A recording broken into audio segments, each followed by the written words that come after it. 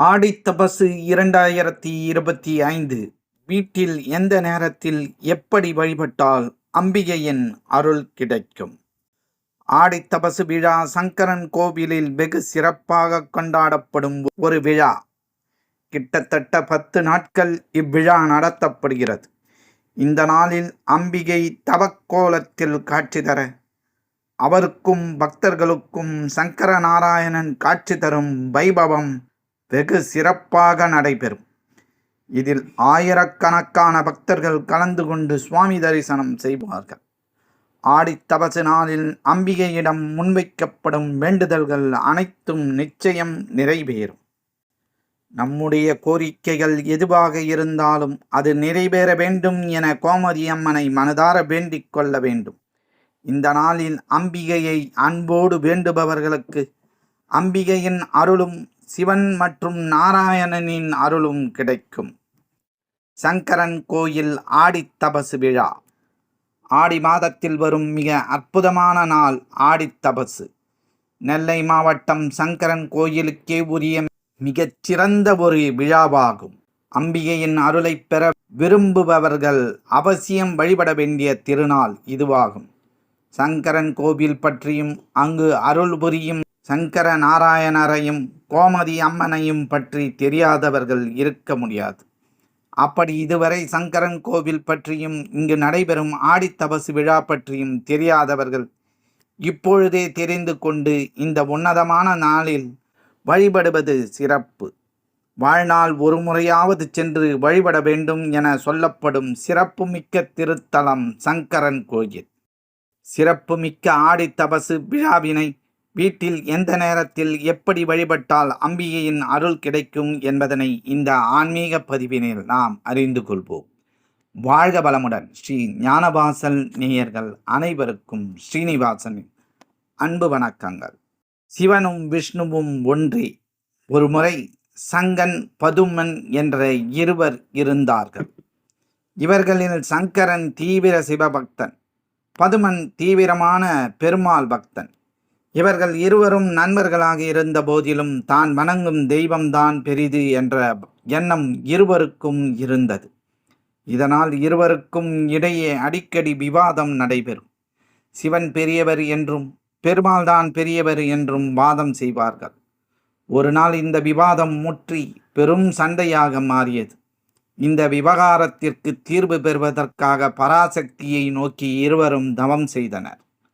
அவர்கள் முன் காட்சி தந்த பராசக்தி, சிவன் பெருமாள் இருவருமே ஒன்றுதான் என்றால் அது எப்படி இருவரும் ஒன்றாக முடியும் என சங்கனும் பதுமனும் கேட்க, உரிய காலம் வரும்போது இதற்கான பதில் கிடைக்கும் என கூறினாள்.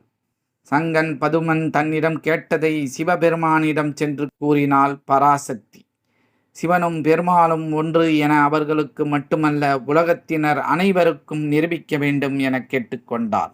பராசக்தியே ஆனாலும் கஷ்டப்படாமல் கிடைக்கும் எந்த ஒரு விஷயத்திற்கும் மதிப்பு இருக்காது என கூறிய சிவபெருமான் தற்போதைய சங்கரன் கோயில் இருக்கும் இடத்திற்கு சென்று அம்பிகையை தவம் இருக்கும்படி கூறினார். அம்பிகையும் தவக்கோலத்தில் புறப்பட கைலாயத்தில் இருக்கும் அவரது தோழிகளும் பசு கூட்டங்களாக மாறி அம்பிகையுடன் சென்றனர். கோ ஆகிய பசுக்கூட்டத்துடன் மதி போன்ற முகத்துடன் வந்து தவம் செய்த அம்மன் என்பதால் இவளுக்கு கோமதி அம்மன் என்ற திருப்பெயர் ஏற்பட்டது. ஊசி முனையில் ஒற்றை காலில் நின்று தவம் செய்த அம்பிகைக்கு ஆடி மாத பௌர்ணமியில் சங்கர நாராயணனாக ஒரே உருவில் சிவனும் பெருமாளும் காட்சி அளித்தனர். சங்கர நாராயணர் திருக்கோலம்.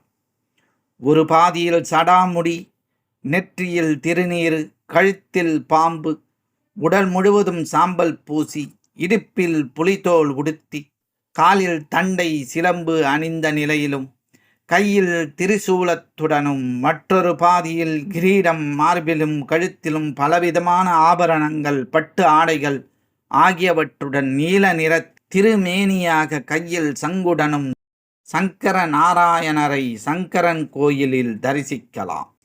அம்பிகை தவம் செய்து சங்கர நாராயணரின் திருக்கோலத்தை அனைவரும் தரிசிக்க அருள் செய்த இந்த நாள் ஆண்டுதோறும் ஆடித்தபசு திருநாளாக கொண்டாடப்படுகிறது.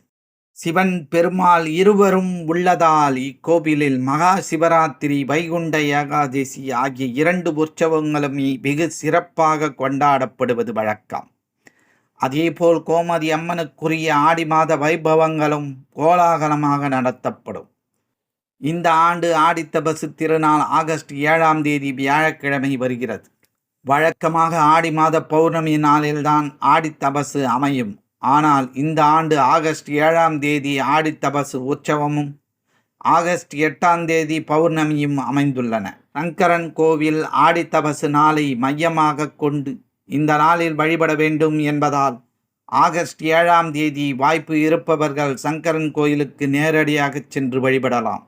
சங்கரன் கோயில் செல்ல முடியாதவர்கள் அருகில் உள்ள சங்கர நாராயணர் கோயிலுக்கு சென்று வழிபடலாம் அல்லது அம்பிகையின் கோயிலுக்கு சென்று வழிபடலாம். வழிபாட்டு பலன்கள்: கோயில் செல்ல முடியாதவர்கள் வீட்டிலேயே எளிமையான முறையில் அம்பிகையை வழிபடலாம். சங்கன் பதுமனின் கோரிக்கையை நிறைவேற அம்பிகை எப்படி தவம் செய்து சிவபெருமானிடம் சொல்லி அந்த கோரிக்கையை நிறைவேற அருள் செய்தாலோ அதேபோல் நம்முடைய கோரிக்கைகளையும் அம்பிகை ஈசனிடம் சொல்லி நிறைவேற்றி வைப்பாள் என்பது நம்பிக்கை.